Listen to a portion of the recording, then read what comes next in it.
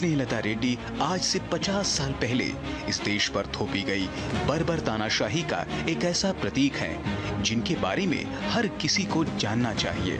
स्नेहलता रेड्डी वर्ष 1970 के राष्ट्रीय फिल्म पुरस्कार से सम्मानित हुई थी। उन्होंने कई कन्नड़, तमिल और तेलुगु फिल्मों में काम किया था।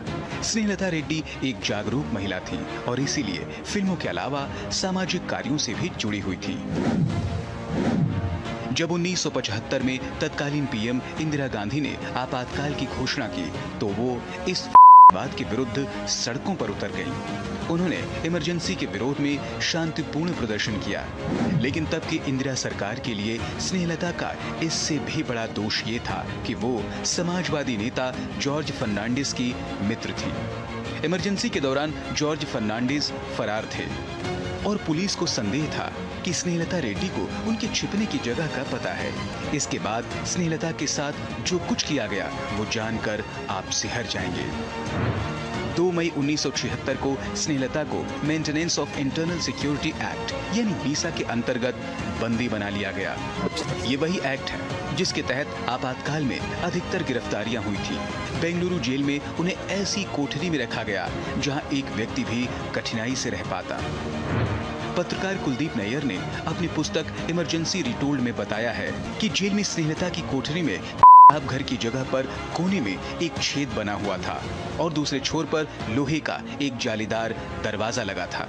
कन्नड़ की इस प्रख्यात अभिनेत्री को जेल के फर्श पर सोकर कई रातें बितानी पड़ी।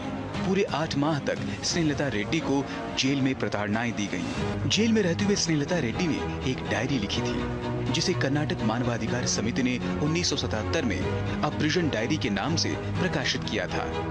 इसमें जेल में अपने ऊपर हुए अत्याचारों का विवरण देते हुए स्नेहलता ने लिखा, जैसे ही एक महिला अंदर आती है उसे बाकी सभी के सामने नग्न कर दिया जाता है।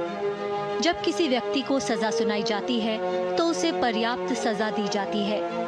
क्या मानव शरीर को भी अपमानित किया जाना चाहिए? इन विकृत तरीकों के लिए कौन जिम्मेदार है? आपातकाल में देश के अधिकांश विपक्षी नेताओं को जेल में डाल दिया गया था। इनमें अटल बिहारी वाजपेयी और लाल कृष्ण आडवाणी भी थे। उन्हें भी बेंगलुरु की जेल में ही रखा गया था। स्नेहलता रेड्डी की काल कोठरी जेल में उनके बगल में ही थी। अटल बिहारी वाजपेयी और लाल कृष्ण आडवाणी ने बाद में बताया था कि कारावास के समय उन्हें किसी महिला के चीखने की आवाज सुनाई देती थी। बाद में पता चला कि वह कन्नड़ अभिनेत्री स्नेहलता रेड्डी थी।